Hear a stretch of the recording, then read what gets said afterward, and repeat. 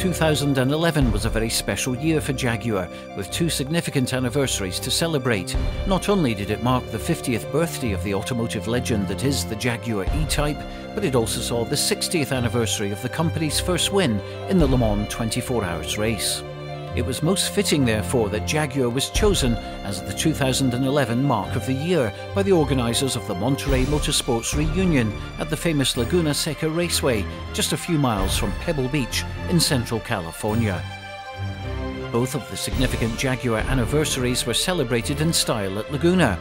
Out on the circuit there was a special race just for E-Types, and over a score of the beautiful coupes and roadsters turned out for some wheel-to-wheel crowd-pleasing combat. While the E-Types celebrated their 50th birthday on track, the other Jaguar achievements in more than 60 years of racing were celebrated by a superb museum-quality display in the paddock. It was a display that showed the racegoers an example of every significant racing Jaguar from the late 1930s into the early 1990s. The SS100 Jaguar of the late 30s was, as its numbering indicates, the company's first car capable of 100 miles an hour. Its 3.5-litre engine was made by Standard Motors, with a special overhead valve cylinder head designed just for the Jaguar.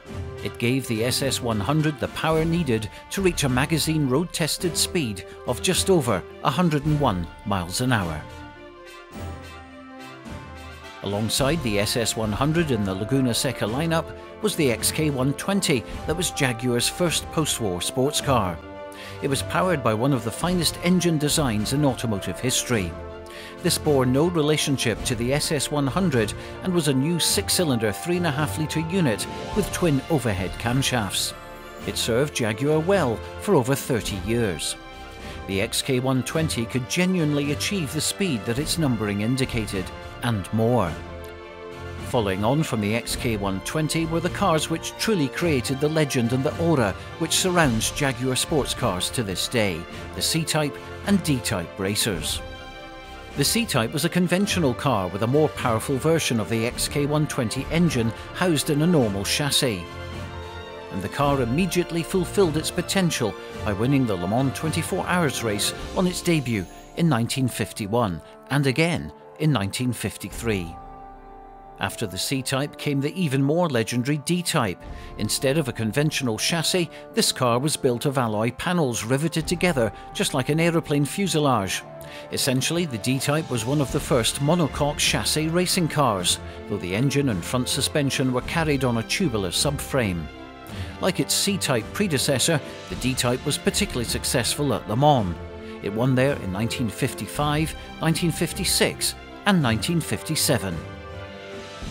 Wealthy American Briggs Cunningham loved racing at Le Mans, and he loved Jaguars. After building his own American V8 engined cars up until 1955, he switched to a team of D-Types for 1956. The Cunningham D-Types were the leading force in American sports car racing during that period. Briggs then went on to race the E-Type as well. Cunningham had won in the starting echelon for the 1962 Le Mans 24 Hours race, and what a debut the E-Type made. Briggs and 1959 Le Mans winner Roy Salvadori brought it home in 4th place. When the new 5.3-litre V12 version of the E-Type was introduced in 1973, the Jaguar company in the UK had no intention of going racing with it, but it was a different story in the USA, where Jaguar America's marketing and PR boss Michael Dale thought that it could be a winner in the big production class of the series organised by the Sports Car Club of America. The class had been dominated by the American-built Chevrolet Corvettes.